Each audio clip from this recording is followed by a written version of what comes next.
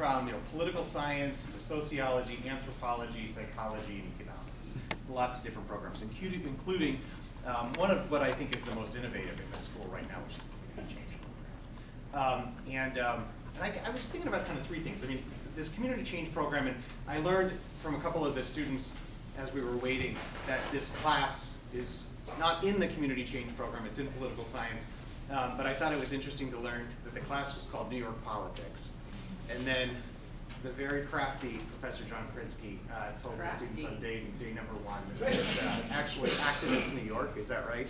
Well, actually, it was called Activist New York, and somebody messed up in the registrar's office and gave it the wrong name. So somebody messed this up. But I think Activist New York is far better suited to the Colin Powell School. And one of the things that I think makes the Colin Powell School interesting as a school of social sciences is that it takes seriously the questions around the relationship between capitalism and democracy and how they don't work necessarily well together, and whether capitalism and whether democracy are the right systems and how they function. I don't think all schools of social sciences take that seriously. We do, and this program I think has that at its heart. Two, I think fundamentally the Colin Powell School is interested in the project of trying to shift power in our society. That power is at the heart of the kind of project that all of us are involved in with our students and in many respects in our work. And this program and this class, it seems like, is very much at the center of that. And then three, the Colin Powell School aspires to be more engaged in the community. To really make real what we're studying, what we're learning in the classroom, what we're writing about. And again, I think it sounds like this class, this program, do that better than just about anything we have in Colin Powell School. So I'm really glad to be here. Thank you to everybody who's joining us today. I'm looking forward to the conversation.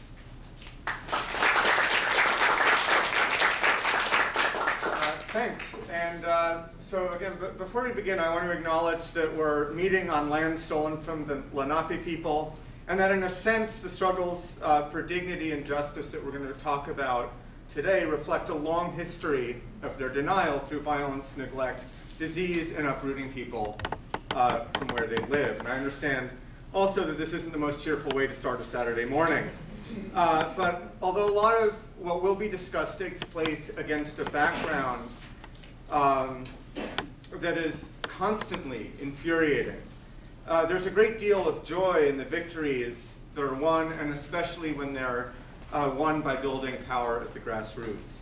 The conference today, Generations of Justice, Community Organizing, and Policy Change in New York City, is the result of a few interconnected things. First, 4 years ago, with the help of Joan Maneri, I founded with Hillary Caldwell the program in Community Change Studies here at City.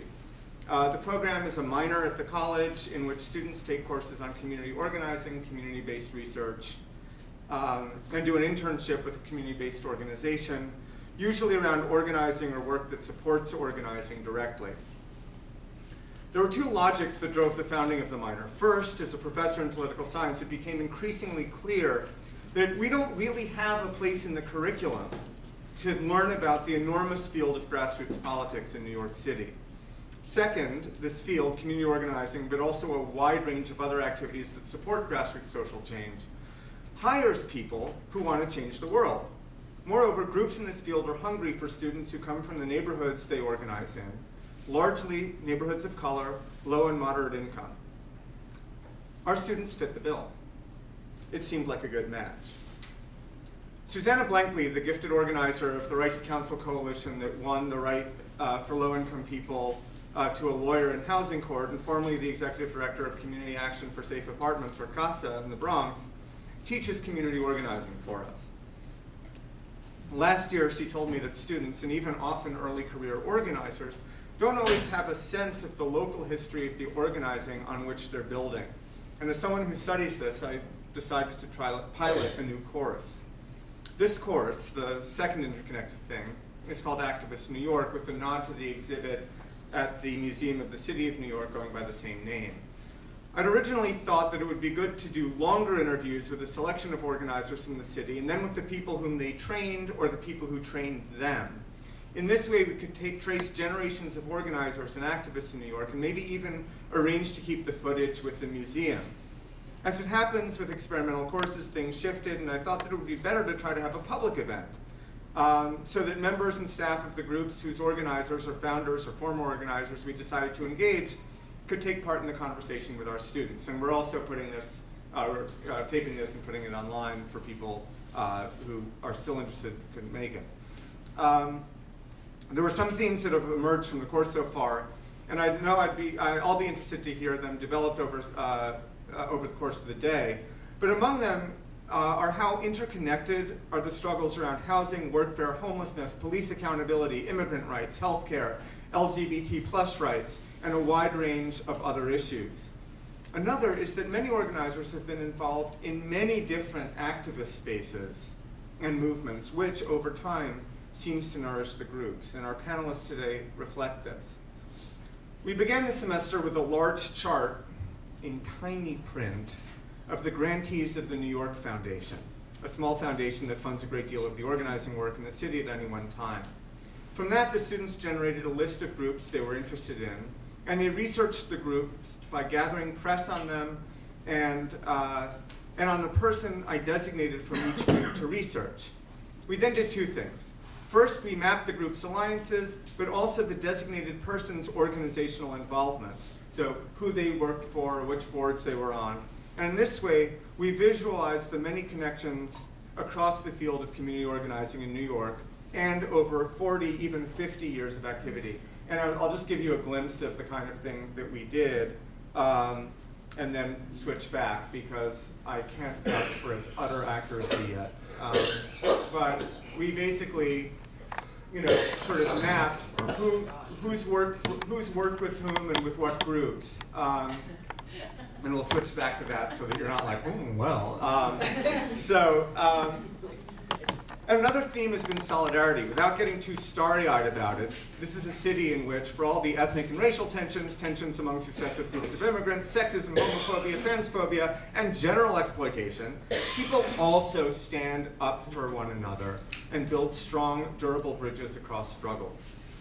As we'll likely hear, for example, this afternoon, the recent passage of the Community Safety Act reining in police behavior was coordinated by a coalition called Communities United for Police Reform. The list of participants in the coalition is huge, but stands out for its diversity, uniting groups in struggle with homeless people, against gentrification in their neighborhoods, for the safety of LGBT plus people, and rooted in communities as diverse as Chinatown, actually several Chinatowns, Jackson Heights, and Flatbush. A third theme that's been of central importance is both crises and currents on the political left. Crises included the large-scale disinvestment and abandonment of whole areas of the city, supplemented by arson for hire, such as the South Bronx, which lost 80% of its housing stock in the 70s. The fiscal crisis of the 1970s, which shut down city services, including a large part of its public health infrastructure. The AIDS crisis beginning in the 1980s and extending even now until today, even with the greater manageability of the disease. And the crisis facing communities today through public policy-led gentrification and displacement.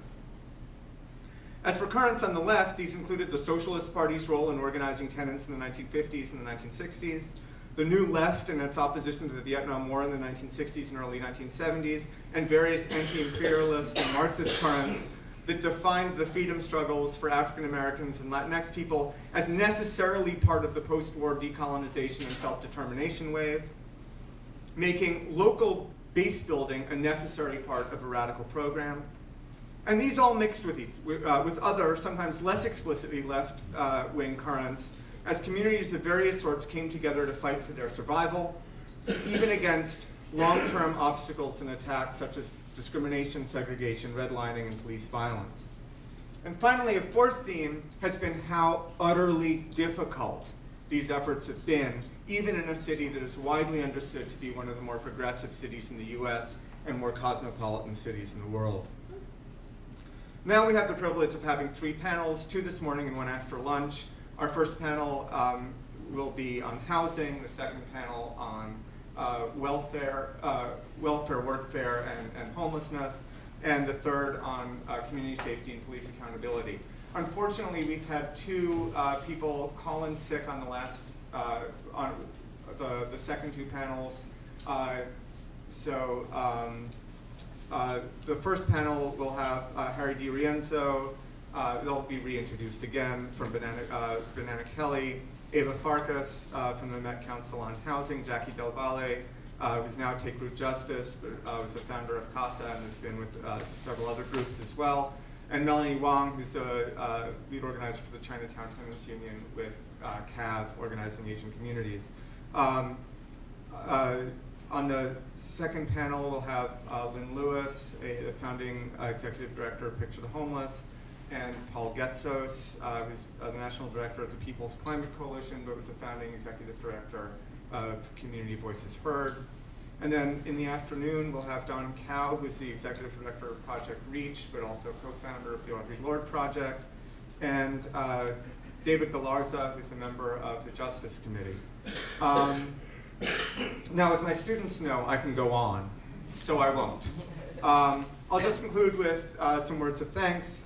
Thanks to Dean Rich, the people and facilities, and to the Architecture School, and especially to Michael Miller, who helped set this up. And a couple of housekeeping things. Lunch will also be out in the hall, though you can come in here with food. There are garbage cans outside the auditorium for your trash.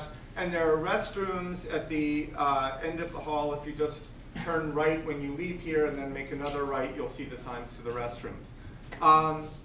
And I think with that, we'll please call our first panel up here and the moderators, and we'll get this started. Thank you.